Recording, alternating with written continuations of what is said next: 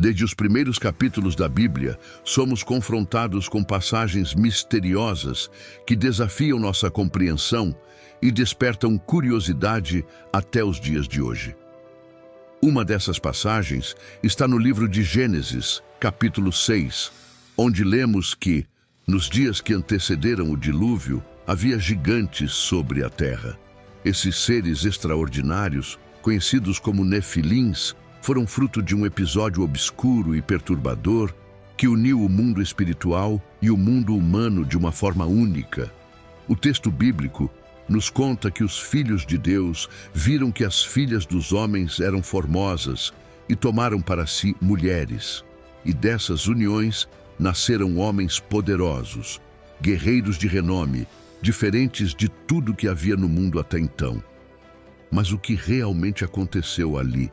Quem eram esses filhos de Deus? E quem eram esses gigantes que andaram na terra? Gênesis 6 abre essa janela enigmática. Havia naqueles dias gigantes na terra, e também depois, quando os filhos de Deus possuíram as filhas dos homens, as quais lhes deram filhos. Estes foram os valentes que houve na antiguidade, homens de fama. Essa descrição curta e direta deixou ao longo dos séculos uma série de interpretações. Muitos estudiosos entenderam que os filhos de Deus eram anjos caídos que abandonaram sua habitação celestial e se envolveram de forma ilícita com as mulheres humanas. O resultado dessa união antinatural teria sido uma geração híbrida, de homens com estatura e força descomunais, chamados de Nefilins, que corromperam a terra com sua violência. Outros intérpretes sugerem que os filhos de Deus seriam descendentes da linhagem de Sete, enquanto as filhas dos homens seriam da linhagem de Caim. Mas o relato bíblico parece indicar algo maior do que apenas um casamento entre grupos humanos diferentes. O texto dá um tom sobrenatural ao acontecimento, mostrando que a corrupção da humanidade atingiu níveis tão profundos que Deus decidiu trazer juízo sobre a terra com o dilúvio. Essa visão ganha mais força quando olhamos para o Novo Testamento. Em 2 Pedro 2, versículos 4 a 5, o apóstolo fala sobre anjos que pecaram, que foram lançados em cadeias de escuridão, guardados até o juízo, e em seguida menciona o dilúvio nos dias de Noé. Judas 1:6 também fala sobre anjos que não guardaram o seu principado, mas abandonaram a sua própria habitação, sendo presos por Deus até o julgamento. Esses dois textos parecem se referir exatamente ao que aconteceu em Gênesis 6, dando respaldo à interpretação de que anjos caídos se rebelaram, cruzaram limites estabelecidos por Deus e se uniram às mulheres humanas, gerando uma descendência de gigantes. Mas quem eram esses gigantes? A palavra Nefilim vem do hebraico e está relacionada à ideia de caídos ou derrubadores. Eles eram descritos como homens de força extraordinária, guerreiros que espalhavam terror e violência. A tradição judaica e até mesmo escritos extrabíblicos, como o livro de Enoque, descrevem os Nefilins como seres que devoravam os frutos da terra de forma insaciável e, quando já não havia mais alimento suficiente, começaram a devorar até mesmo carne humana, corrompendo toda a criação. É nesse cenário de degradação moral e espiritual que Deus decreta que o fim de toda a carne havia chegado diante dele. A violência, a corrupção, a mistura ilícita entre o espiritual e o humano haviam manchado a criação. A resposta divina foi o dilúvio, um ato de juízo e, ao mesmo tempo, um ato de purificação da terra. Contudo, Gênesis 6 nos dá um detalhe intrigante. Os Nefilins estavam presentes não apenas antes do dilúvio, mas também depois.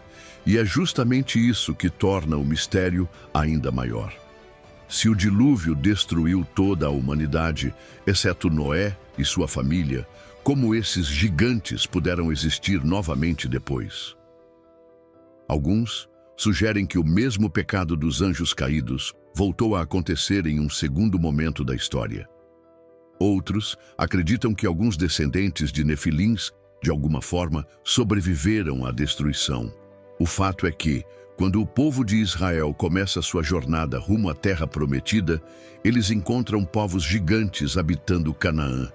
Em Números 13, 33, os espias enviados por Moisés relatam: também vimos ali gigantes, filhos de Enaque, descendentes dos gigantes, e éramos aos nossos olhos como gafanhotos, e assim também éramos aos seus olhos. O relato dos espias mostra o tamanho e a imponência desses seres que inspiravam medo e faziam os israelitas se sentirem como pequenos insetos diante deles. Ao longo da narrativa bíblica, outros gigantes surgem. Um dos mais conhecidos é Golias, o filisteu, que desafiou o exército de Israel e foi derrotado pelo jovem Davi com uma pedra e uma funda. Golias tinha mais de 3 metros de altura e era descendente dos Refaíns, outro povo de gigantes mencionado nas Escrituras. Havia também Og, rei de Bazã, descrito em Deuteronômio 3 como o último dos Refaíns, dono de uma cama de ferro que media quase 4 metros de comprimento. Essas descrições reforçam que os gigantes não eram apenas metáforas, mas figuras reais, com força e estatura incomuns, que deixaram sua marca na história de Israel. O aparecimento desses gigantes após o dilúvio levantou ainda mais perguntas. Qual era o propósito dessas criaturas? Estariam elas ligadas a uma tentativa do inimigo de corromper a linhagem humana e impedir a vinda do Messias prometido? É possível que a presença dos Nefilins tenha sido uma estratégia satânica para perverter a descendência humana e, assim, frustrar o plano de salvação que Deus havia estabelecido desde o Éden. Se pensarmos que já em Gênesis 3,15, Deus havia prometido que da semente da mulher viria aquele que esmagaria a cabeça da serpente, podemos imaginar que Satanás buscava de todas as formas corromper essa semente. A mistura ilícita que gerou os Nefilins poderia ter sido uma tentativa de manchar a pureza da linhagem humana, mas Deus, em sua soberania, preservou a família de Noé, descrita como íntegra em suas gerações. Esse mistério dos gigantes atravessa as páginas da Bíblia e nos faz refletir sobre a realidade espiritual que muitas vezes não percebemos. O mundo não é apenas físico, há batalhas espirituais acontecendo e muitas delas deixaram marcas visíveis na história. Os Nefilins são uma dessas marcas. Eles nos lembram que há forças espirituais tentando corromper, destruir e desafiar os planos de Deus. Mas também nos lembram que, acima de qualquer rebelião, o Senhor permanece soberano. Nenhuma tentativa do inimigo pode frustrar o propósito eterno de Deus. Ao olharmos para o Apocalipse, vemos novamente a linguagem de gigantes, monstros e poderes cósmicos que se levantam contra o povo de Deus nos últimos dias. O dragão, a besta, os exércitos que se unem contra o Cordeiro, tudo isso ecoa, de certa forma, a antiga rebelião que já vimos em Gênesis.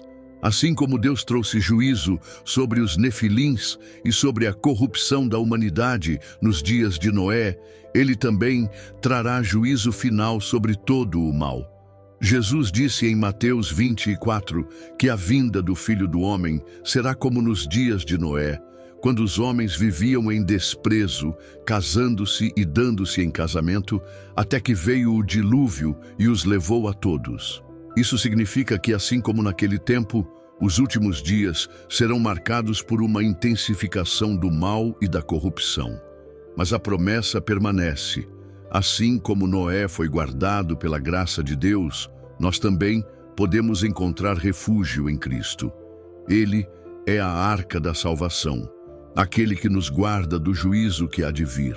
Os gigantes podem ter caminhado sobre a terra e espalhado terror em seus dias, mas maior é aquele que reina sobre céus e terra. O inimigo tentou corromper a humanidade, mas Deus preservou sua promessa. O inimigo tentou derrotar o Messias, mas Jesus venceu a morte e ressuscitou em glória. O inimigo ainda se levanta contra o povo de Deus, mas o final da história já está escrito.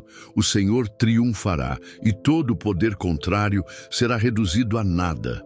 A narrativa dos gigantes nos ensina que a história da humanidade não é apenas natural, mas espiritual.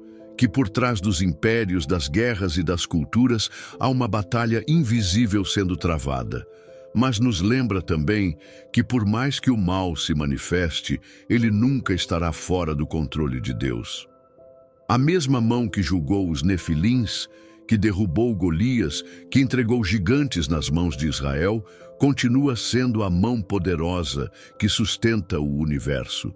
Não precisamos temer os gigantes de ontem, nem os de hoje, porque o Senhor é o verdadeiro campeão que luta por nós.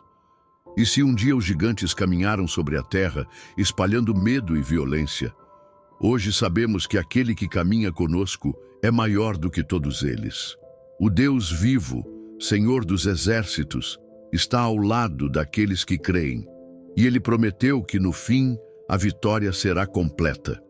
Se esse conteúdo falou com você e trouxe clareza sobre os mistérios da Bíblia, deixe seu like agora mesmo. Isso fortalece nosso trabalho e ajuda mais pessoas a conhecerem a verdade da Palavra de Deus.